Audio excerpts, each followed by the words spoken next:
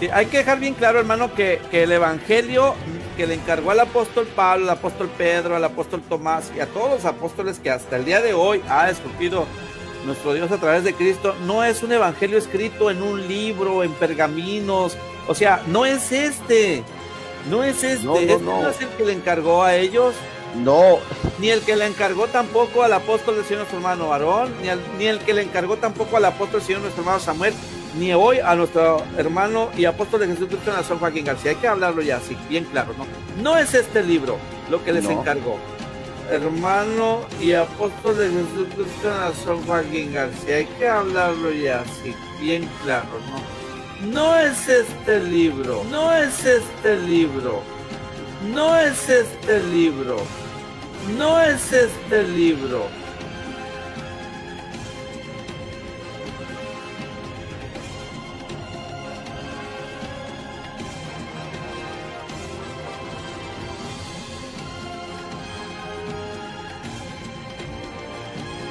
En evangelio, las escrituras no dicen doctrina, las escrituras no dicen estudio, dicen libro. Y no solamente en esta parte, hay muchísimos otros textos en los cuales nos comenta y nos indica que es un libro, no es un evangelio.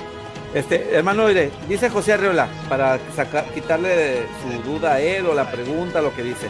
José Arreola dice, perdón, pero el apóstol dice que la Biblia es palabra muerta y aquí dicen que es palabra viva. Es donde no entiendo. Nosotros no hemos dicho eso. Yo en ningún momento he dicho que esto es la palabra viva. Yo no he dicho que eso es palabra viva tampoco. ¿Usted, hermano Edgar, lo dijo? ¿Que la Biblia sea palabra viva? No. Yo en ningún momento he dicho que esto es la palabra viva. Yo no he dicho que eso es palabra viva tampoco. ¿Usted, hermano Edgar, lo dijo? ¿Que la Biblia sea palabra viva? No. Yo en ningún momento he dicho que esto es la palabra viva. Yo no he dicho que eso es palabra viva tampoco. ¿Usted, hermano Edgar, lo dijo? ¿Que la Biblia sea palabra viva? No. Para ¿De dónde nada. está eso, José Arreola? No sé, no está poniendo atención. Precisamente por eso, porque no ponen atención. Por medio de Jesucristo, según el puro afecto de su voluntad. Así que nada más quería corroborar lo que les estaba diciendo. Dijeron ustedes, pueden pasar 1000 años más y no podrían extinguir este amor que por tu elección brilla en mí. Si nosotros pensamos en lo que hemos leído, lo escribió, lo mandó un apóstol de Dios. ¿Cómo se llamaba ese apóstol? ¿Cómo se llamaba? El apóstol Pablo. Un apóstol que llevó mucho sufrimiento y anduvo por el mundo. ¿Y cuándo fue? Pueden decirme, hermano, el tiempo exacto no lo podemos saber, pero sí creemos que si fue en el primer año, digo, en el primer siglo, indudablemente ha de haber sido en el año 40, en el año 50, en el año 70, de nuestra era, de la era en que nació Cristo. ¿Y nosotros en qué era estamos? Estamos a 2000 años de esa era. ¿Pueden pasar 1000 años más? ¿Han pasado? Entonces tiren todos su Biblia, porque ya no nos sirve a nosotros. Esto se habló hace cerca de 2000 años. Vamos a tirar. ¿Todavía es viva? La palabra de Dios es viva y eficaz. Sí. Años de esa era. ¿Pueden pasar 1000 años más? ¿Han pasado? Entonces tiren todos su Biblia, porque ya no nos sirve a nosotros. Esto se habló hace cerca de 2000 años. Vamos a tirar. ¿Todavía es viva? La palabra de Dios es viva y eficaz. Sí. Pues yo en ningún momento he dicho que esto es la palabra viva. Yo no he dicho que eso es palabra viva tampoco. ¿Usted, hermano Edgar, lo dijo? ¿Que la Biblia sea palabra viva? No, no, no.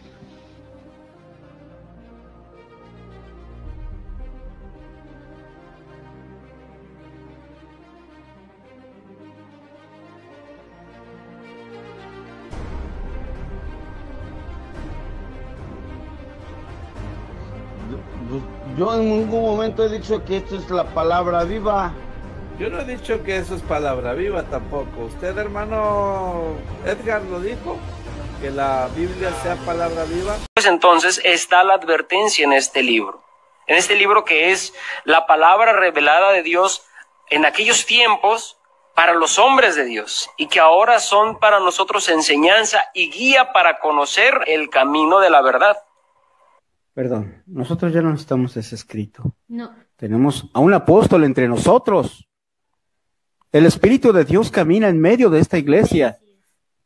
Nosotros no necesitamos las advertencias del apóstol Pablo. Tenemos la palabra de Dios en medio de esta iglesia y nos circunda con su amor, la excelsa divinidad. ¿Cómo? ¿En dónde? En un apóstol de Jesucristo. Los que dicen que este libro es basura, los que dicen que este libro no nos ayuda como regla de fe, o que los que nos dicen que la palabra inspirada por Dios en el tiempo antiguo es palabra muerta, hay que tener cuidado, porque son las señales de que que la persona que te dice esto, no es un enviado genuino de nuestro Señor Jesucristo. A ver. Quiero hacer una pausa aquí y quiero mostrarles algo. ¿Sí? El lado oscuro, el lado oscuro. Está aquí la luz del mundo. 22 de septiembre a las 6:14 en Guadalajara. Esta letra mata. Nazón Joaquín afirma que la Biblia es letra que mata, aludiendo al pasaje de 2 de Corintios 3, 5, 6. Nazón demuestra así de manera contundente la falsedad de su apostolado al ignorar por bla bla bla. Este personaje acaba de decir exactamente lo mismo, pero en diferentes palabras. Por eso es bueno calzar todo lo que decimos. A ver, esto es muy interesante. Ellos le cargan más el peyorativo de basura, inutilidad. El apóstol nunca ha dicho eso. La verdad es como es. Esta letra mata. Sí. Esa es la bandera que ha dicho el apóstol Nazón Joaquín. La letra mata, y lo estamos comprobando en el mundo de la cristiandad. Sí. Todos tienen una Biblia. Y nadie está vivo, todos están muertos. Todos tienen una Biblia, sí. Y no hay unidad en ellos. No. No hay autoridad en ellos. No. No hay unidad, no hay vigencia, no hay poder, no hay verdad, porque no hay una interpretación única. Exacto. Son miles de interpretaciones. ¿Y qué está pasando con su alma? Se están muriendo. Esa letra mata sin duda alguna. Sí, mata. La ley mataba. Sí, la letra, pero tenían a Jesucristo ahí en la tierra caminando entre ellos, y ellos seguían, los fariseos decían, no, es que la ley de Moisés estrictamente está escrito. Y ignoraban al que había enviado el Señor. Sí, cierto. Igualito que con el apóstol Nazón. Igualito. No, es que tenemos la Biblia, ya no necesitamos un apóstol según quién. Por eso dijo el Señor a esos fariseos, les dijo, escudriñad las escrituras, porque a ustedes, vamos a leerlo como eso, a vosotros, dice, pero a ustedes os parece que en ellas está la vida eterna. Pues léalas, porque ellas dan testimonio de mí. Juan 5. Si vamos a ser estrictos también en este tiempo, sí. Las escrituras dan testimonio de que el Señor, ¿qué hace? Envía varones, envía apóstoles que nos hablan, que nos dan testimonio, y que al aceptarlo, ¿aceptamos a quién? Jesucristo. O sea, la verdad, si el apóstol dice que esa letra mata, entonces no es apóstol, fíjense. Es lo que está diciendo este muchacho. Exactamente. Porque para nadie es ajeno, ni dentro de la iglesia, ni fuera de la iglesia, que el apóstol Nazón Joaquín ha dicho, esa letra mata. ¿Qué está haciendo? Mató a los fariseos. ¿Qué está declarando este muchacho? Que no está acorde, no le gustó, no le pareció, y escogió el tema para el radio y está hablando. Y ahí está haciéndole el caldo gordo a los enemigos de la elección apostólica. Fíjate lo que dice aquí Juan 5:38. Dice el Señor Jesucristo, ni tenéis su palabra morando en vosotros, porque a quien Él envió, vosotros no creéis. ¿Qué tenían los fariseos? ¿No la letra? La letra de la ley como hoy tienen ellos, la Biblia, la letra. Dice, escudriñad las escrituras, porque a vosotros os parece que en ellas tienen vida eterna y ellas son las que dan testimonio de mí. ¿Cuáles escrituras erais? ¿La Biblia? No. No, la ley. Todavía no existía. Dice, y no quieren venir a mí para que tengan vida. Gloria de los hombres no recibo, mas yo os conozco que no tenéis amor de Dios en vosotros. Yo he venido en nombre de mi Padre y no me recibís. Si otro viene en mi propio nombre, a ese sí reciben. En su propio nombre, dice. En su propio nombre, a ese sí En reciben. su propio. ¿Cómo podéis vosotros creer, pues recibís glorias los unos de los otros y no buscáis la gloria que viene del Dios único? No penséis que voy a acusaros delante del Padre. Esto es muy importante. No piensen que voy a acusaros delante del Padre. Hay quien los acusa, Moisés, en quien tenéis vuestra confianza, porque si creyeseis en Moisés, me creeríais a mí, porque de mí escribió él. Pero si no creéis a sus escritos, ¿cómo creéis en mis palabras? O sea, son los hombres de Dios los que tienen la palabra de Dios. Si Moisés no los conoce, Pablo no los conoce, Pedro no los conoce. Exactamente. En esos tienen ellos la esperanza, en Pablo, en Pedro, en Juan, en Moisés, porque tienen el Nuevo y el Antiguo Testamento, pero no los conocen. Entonces, ¿qué pueden decir ellos delante de Dios de estas personas? No creen que el Señor esté en... La palabra de Dios no es un libro lleno de letras. No, hermanos. Este libro es un testimonio que habla de un pueblo pasado, que es el pueblo de Israel, que habla de una iglesia primitiva, como es la iglesia de Dios, nuestros hermanos que vivieron en aquella época. Pero esta no es la palabra de Dios, porque la palabra de Dios no puede ser letra, ya que somos enseñados por el Espíritu de Dios que la letra que hace, la letra nos mata, nos confunde, nos lleva por caminos equivocados.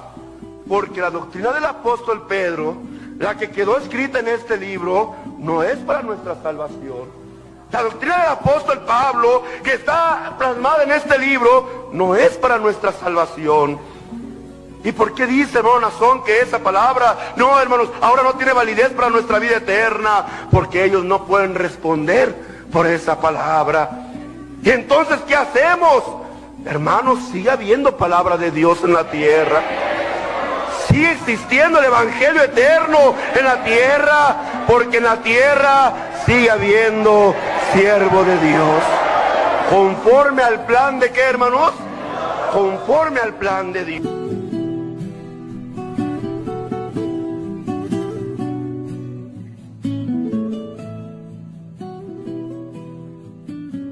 Nosotros les decimos, sí, también leemos la Biblia, pero no es la Biblia la que nosotros vamos siguiendo. Decimos en una alabanza, ¿verdad?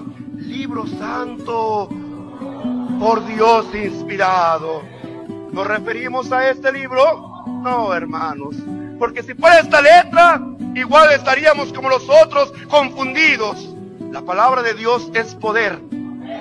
La palabra de Dios es virtud. La palabra de Dios es revelación. Y esa es la que rige a este pueblo. Hoy podemos decir que más que este libro, hay un libro por Dios inspirado. Manantial de verdades eternas. El que viene a romper esas cadenas del pecado, de la ignorancia.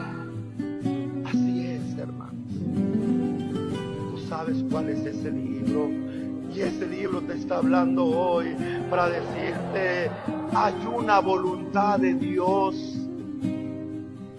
Hoy podemos decir que más que este libro, hay un libro por Dios inspirado. Manantial de verdades eternas. El que viene a romper esas cadenas del pecado, de la ignorancia. Así es, hermanos. Tú sabes cuál es ese libro. Y Y ese libro te está hablando hoy para decirte, hay una voluntad de Dios. Así es, hermanos. Tú sabes cuál es ese libro. Y ese libro te está hablando hoy para decirte, hay una voluntad de Dios. Esa pésima costumbre de considerar a una Biblia como una autoridad o una fuente de vida eterna no es de cristianos, sino es costumbre de las sectas. Esa pésima costumbre de considerar a una Biblia como una autoridad o una fuente de vida eterna no es de cristianos, sino es costumbre de las sectas.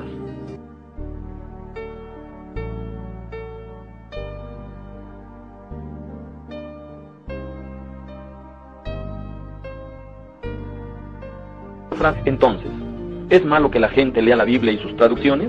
No. Al contrario, eso les trae ventaja para que los preordenados para la vida eterna comprendan que la revelación que Cristo le dio al apóstol Nazón Joaquín es la misma dada a los apóstoles anteriores. Entonces, la Iglesia La Luz del Mundo, ¿para qué usa la Biblia o sus traducciones? Las usa solo para demostrar a los incrédulos las características específicas de la única Iglesia de Cristo y de la elección del apóstol Nazón Joaquín. Entonces, la Iglesia La Luz del Mundo, ¿para qué usa la Biblia o sus traducciones? Las usa solo para demostrar a los incrédulos las características específicas de la única Iglesia de Cristo y de la elección del apóstol Nazón Joaquín. Nos vemos hasta la próxima. Me despido de ustedes, que el Eterno les bendiga.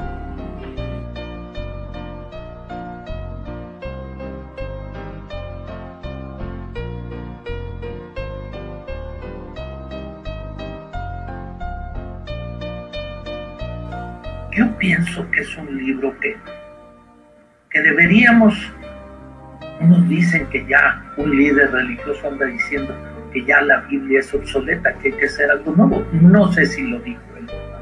La mera verdad yo no lo sé. Pero sí sería bueno que se desechara la Biblia para que pudiera acabarse este monopolio. Porque desde antes de la fundación del mundo, el Señor dio una única forma para salvarse. Y pues a eso se le ha denominado monopolio. Unos dicen que ya un líder religioso anda diciendo que ya la Biblia es obsoleta, que hay que hacer algo nuevo. No sé si lo dijo él. La mera verdad yo no lo sé. Pero sí sería bueno que se desechara la Biblia para que pudiera acabarse este monopolio.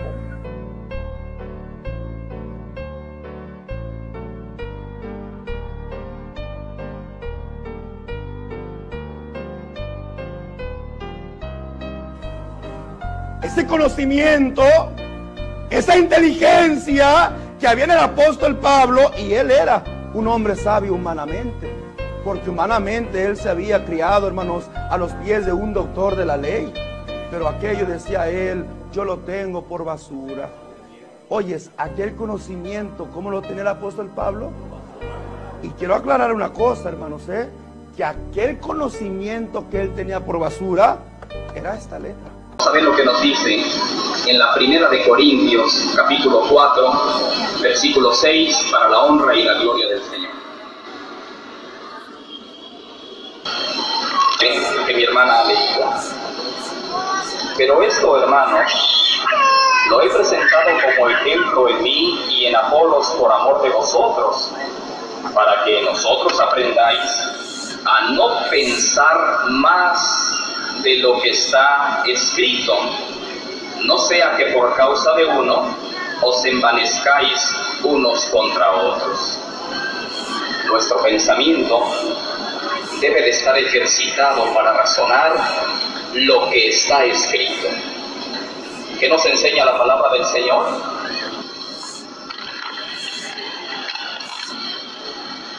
Que razonemos, sí. Que pensemos, sí. Que haya en la iglesia un conocimiento y que ese conocimiento sea profundo, sí. Pero a ese razonamiento el Espíritu de Dios le pone un límite, porque existe el peligro de que las cosas de Dios se contaminen con razonamientos humanos. Y por eso el apóstol enseña a los hermanos de Corinto, para que nosotros, dice el apóstol, aprendáis. ¿Qué quería el apóstol? Que los hermanos aprendieran. ¿Y que aprendieran qué? A no pensar más de lo que está escrito. Hace un momento, Juan 5:39, para la gloria del Señor.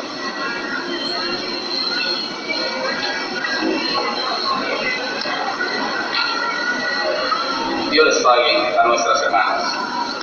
Escudriñad las Escrituras, porque a vosotros os parece que en ellas tenéis la vida eterna. Y enseguida agrega el Señor, y ellas, las Escrituras, son las que dan testimonio de mí. Bendito sea el nombre del Señor. Y ellas, las Escrituras, nuestro Señor nos las presenta como un testimonio fidedigno, como un testimonio suficiente, de tal manera que no existe razón para buscar la voluntad de Dios en tradición alguna. Bendito sea el nombre del Señor. Y por último, hermano, para demostrar la falsedad de este segundo elemento de la tradición, veamos lo que dice la palabra del Señor en Apocalipsis 22, 18 y 19, para la gloria del Señor. Yo testifico a todo aquel que oye las palabras de la profecía de este libro. Si alguno añadiere a estas cosas, Dios traerá sobre él las plagas que están escritas en este libro. Y si alguno quitare de las palabras del libro de esta profecía, Dios quitará su parte del libro de la vida y de la santa ciudad y de las cosas que están escritas en este libro. ¿Qué está reprobando el Espíritu de Dios? Quitar, mutilar, como también está reprobando añadir de iniciativa propia o de iniciativa humana. El mandato que recibieron los apóstoles fue el de predicar, orar. Yo quiero preguntarte, hermano, ¿el Señor Jesús envió a sus apóstoles a predicar? A ver, los envió a predicar y ellos cumplieron con ese mandato.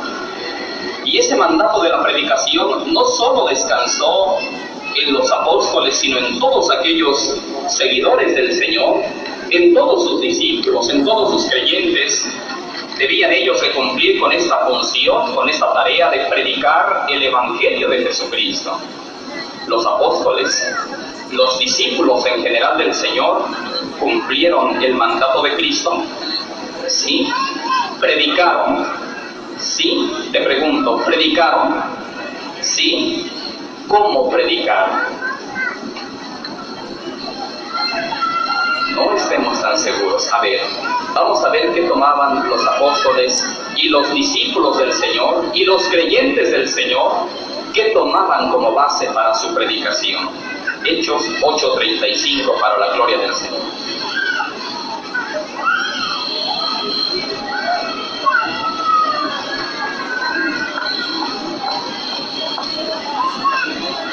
Para la gloria del Señor. Dios les pague a nuestros hermanos. Entonces Felipe, abriendo su boca, iba a cumplir con el mandato de Cristo. Él, como discípulo, iba a cumplir con el mandato del Señor, ir y predicar, porque el mandato era extensivo a todos los creyentes en el Señor Jesús.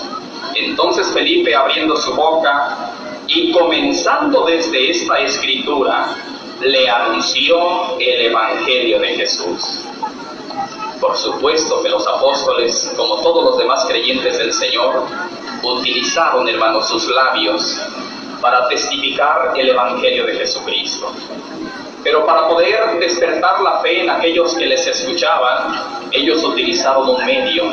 Ese medio fue la Escritura. Así nos lo enseña la palabra del Señor. Felipe, abriendo su boca y comenzando desde esta escritura, le anunció el Evangelio de Jesús. Pero no solo Felipe hizo esto. Veamos lo que dicen Hechos 17, 10 y 11 para la gloria del Señor. Entraron en la sinagoga de los judíos, y estos eran más nobles que los que estaban en Tesalónica, pues recibieron la palabra con toda solicitud.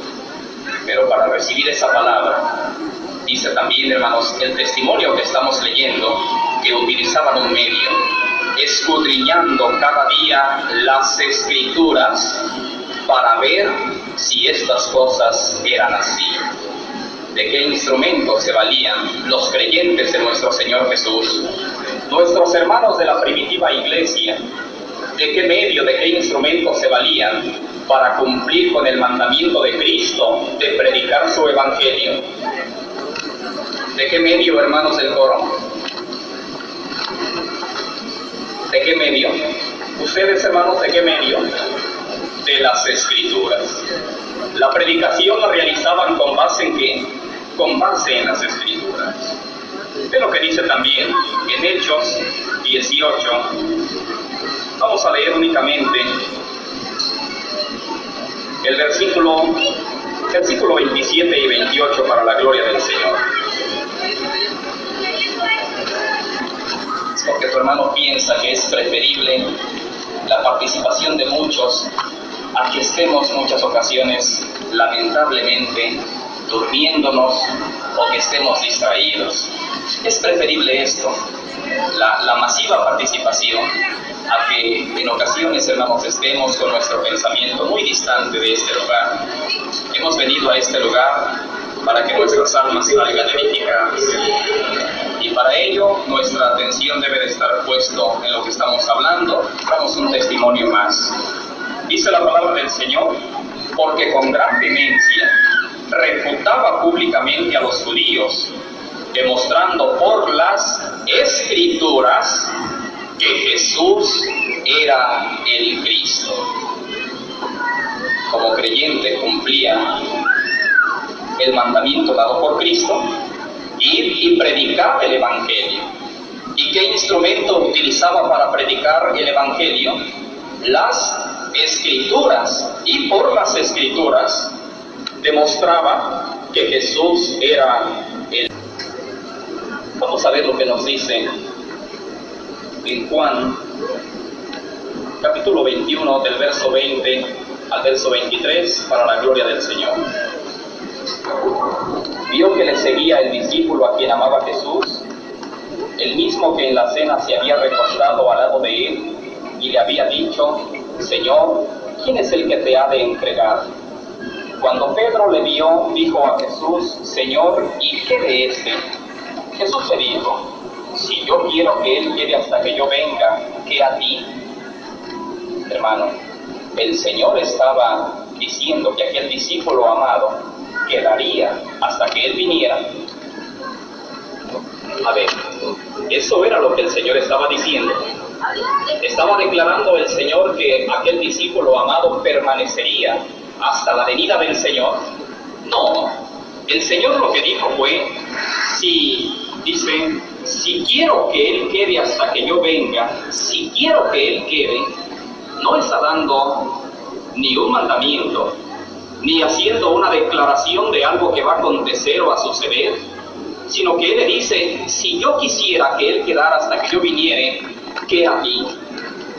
Pues ese dicho, dice el versículo 23, se extendió entre los hermanos, señalando que aquel discípulo no moriría. Cristo había dicho que el discípulo amado no iba a morir. No, el Señor no dijo eso. Y sin embargo ese dicho se extendió, y enseguida el mismo discípulo amado nos aclara: pero Jesús no le dijo que no moriría, sino: si quiero que él quede hasta que yo venga, ¿qué a ti? Y el versículo 24 señala: este es el discípulo que da testimonio de estas cosas, y escribió estas cosas. ¿Qué preocupación tuvo Juan? Escribir, ¿qué fue lo que hizo? Y luego agrega, y sabemos, por lo que escribió, y sabemos que su testimonio es verdadero. Bendito sea el nombre del Señor. La forma de conocer la veracidad de un testimonio es cuando este también queda plasmado por escrito. Esa preocupación la tuvo aquel discípulo amado. Dice el versículo 24, este es el que da testimonio de estas cosas y escribió estas cosas, y sabemos hoy nosotros que su testimonio es verdadero. La gloria sea dada. Primero, ¿cuál es el origen de la Biblia? Segunda de Pedro 1, 20 y 21. Porque nunca la profecía fue traída por voluntad humana, sino que los santos hombres de Dios hablaron siendo inspirados por el Espíritu Santo. ¿Cuál es el origen entonces de las Sagradas Escrituras? La inspiración del Espíritu Santo. Muy bien. ¿Cuál es el origen de la tradición? Vamos a ver si son de igual valor. Primera de Timoteo 1, 4 al 6. El Señor. Si el origen de las Sagradas Escrituras es la inspiración divina, nos está diciendo aquí el apóstol en su primera carta a Timoteo, en el capítulo 1 de los versículos 4 al 6, que el origen de la tradición son fábulas y vanas palabrerías. ¿Cuál es el contenido de la Biblia? La palabra del Señor nos testifica la voluntad de Dios y sus promesas. ¿Cuál es el contenido de la tradición? La tradición habla de filosofías y huecas sutilezas. Colosenses 2:8.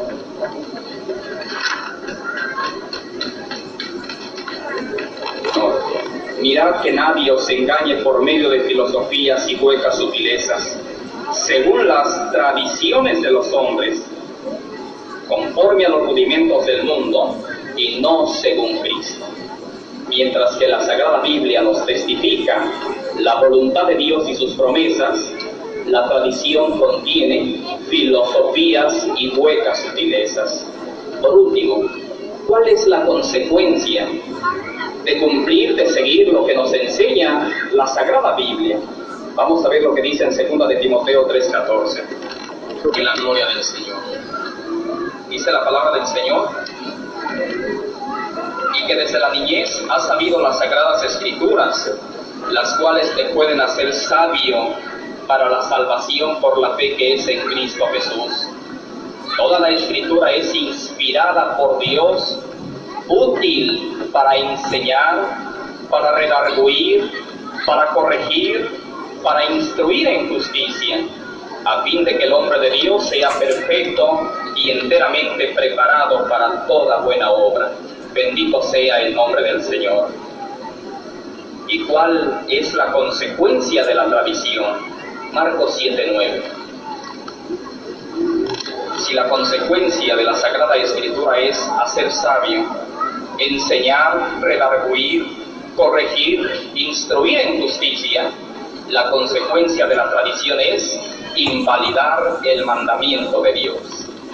Es entonces falso, es mentiroso que la tradición y la Biblia mantengan un mismo valor, porque el origen de la Biblia es la inspiración divina y el origen de la tradición son fábulas y vanas palabrerías, porque el contenido de la Biblia es testificar la voluntad de Dios y sus promesas, y el contenido de la tradición son filosofías y huecas sutilezas, porque las consecuencias de seguir la enseñanza bíblica es ser enseñado y ser sabio, ser redarguido, corregido, ser instruido en justicia, mientras que la consecuencia de la tradición es invalidar el mandamiento de Dios. ¿Tienen el mismo valor? Pregunto a mis hermanos, ¿por qué no? Porque el origen es completamente diferente, porque el contenido es completamente distinto, porque las consecuencias son radicalmente opuestas. ¿Cuál es el origen de la Biblia? La inspiración ¿qué? Divina. ¿Cuál es el origen de la tradición? fábulas y ¿qué más? Y vanas palabrerías. ¿Cuál es el contenido de la Biblia? Testifica la voluntad de Dios. Jesús dice en Juan 20:30, hizo además Jesús muchas otras señales en presencia de sus discípulos. No dice la palabra del Señor que Jesús enseñó otras muchas cosas, sino que hizo. ¿Hay diferencia entre enseñar y hacer? Sí, claro, el Señor obró muchos portentos más de los que quedaron registrados. El Señor obró muchos milagros más de los que quedaron asentados. Pero dice también su palabra, las cuales no están escritas, esas otras muchas señales, portentos, milagros, no están escritas en este libro, pero estas se han escrito para que creáis que Jesús es el Cristo, el Hijo de Dios, y para que creyendo tengáis vida en su nombre. Bendito sea el nombre del Señor. Las cosas escritas, ¿para qué quedaron asentadas? Para que creáis que Jesús es el Cristo, el Hijo de Dios. ¿Y por qué es importante creer? Para que creyendo tengáis vida en su nombre. Bendito sea el nombre de nuestro Dios.